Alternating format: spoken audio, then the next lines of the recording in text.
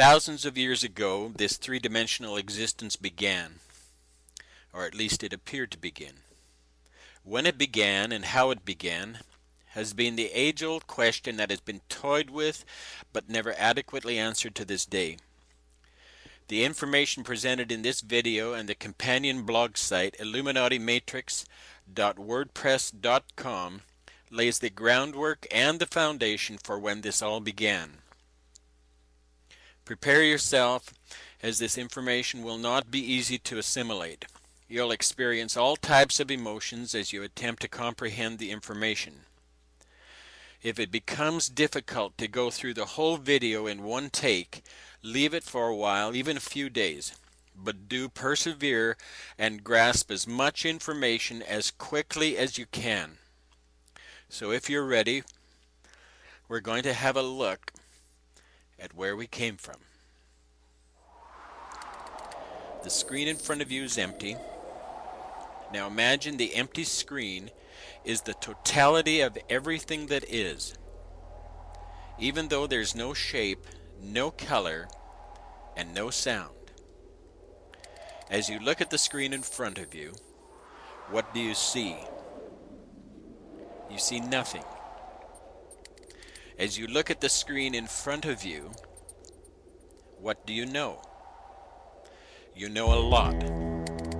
Even though you don't see anything on the screen, you still know and have locked up inside you a vast storehouse of knowing. In this scenario we're contemplating, what you know may be correct or may be incorrect. It makes no difference. You still have an incredible amount of information recorded somewhere within you, even though you can't see anything.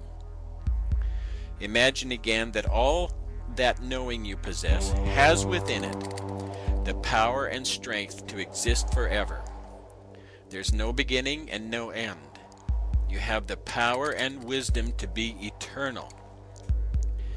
Imagine that you're filled with this knowing and completely possessed with this eternal power and strength. This is about as powerful as anyone could hope to be. Let's imagine that this knowing not only exists in you, but it exists in every person on the planet. It's not something you have to go out and find, it's just there, in you, and in everyone that ever walked on the face of the earth. Now imagine that someone, or a group of individuals with that same eternal power, also wanted to have your power and my power. Imagine that this group wanted to take possession of all that is ours. However, they can't take it from us by force because it's locked inside us. And it is who we are. Still, they desire to at least control it. This group wished for our power to work in unison with their power, and the enormity of that combined strength of power and knowing would make them greater than the greatest, the most massive force in existence. They would appear to be God. The information presented here will show you who and what God is, what religion is, what science and intellectualism is, and how to eliminate the control these fabricated illusory systems have on our lives. Keep watching the screen and it will be demonstrated how they went about taking control of our existence, how they took control of our reality, and took control of our eternity. It will be demonstrated how to take back that control of our existence, our reality, and our eternity right now. We'll see how to reconnect to our wisdom and awareness, which is the power and strength, the knowing of the eternal state. This wisdom and awareness is something we already have. There's nothing we have to do except reconnect to it. Here's how they disconnected us from wisdom and reality.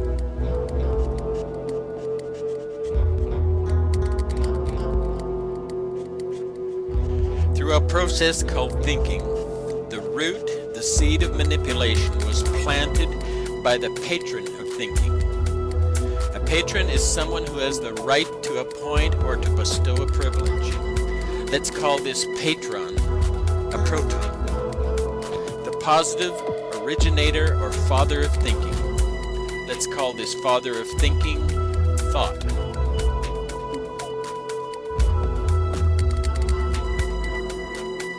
The seed of thinking, the seed of this patron father is neutral, not a patron or a proton, not mature enough to have seed of its own, simply neutral. We'll call this a neutron, and we'll call it the sun. This is the seed or son of the father. This neutron sun seed is one with the father proton, matching 1 for 1, only a bit smaller in size. The sun isn't the positive originator of thought, he's neutral. He's a peaceful sun. This is the beginning of thought, the beginning of thinking. The next step in the manipulation process is the thinking process, is the introduction of seduction. It's a grand concept to fabricate the concept of thinking, but just one thought isn't going to manipulate anyone loose of their connection to reality. This group of thinkers then thought to introduce something that would manufacture a form of perpetuity in this whole notion of taking control.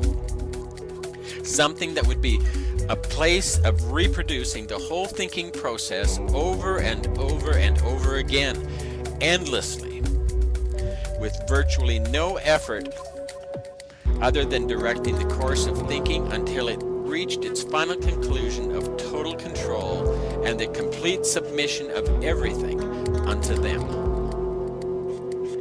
The introduction of this next stage of thinking would have to cause motion, vibrations, and energy. Without motion or energy, the proton and neutron, the father and son, would lie dormant, nothing more than a thought without purpose. The concept of an opposite to the positive proton was conjured up. We'll call this elect lady the negative attraction that would perpetually spark the imagination of the father proton. We'll call this elect lady the electron. The electrons would be small, much smaller than the father proton or the neutron sun. In fact, over 1,800 times smaller.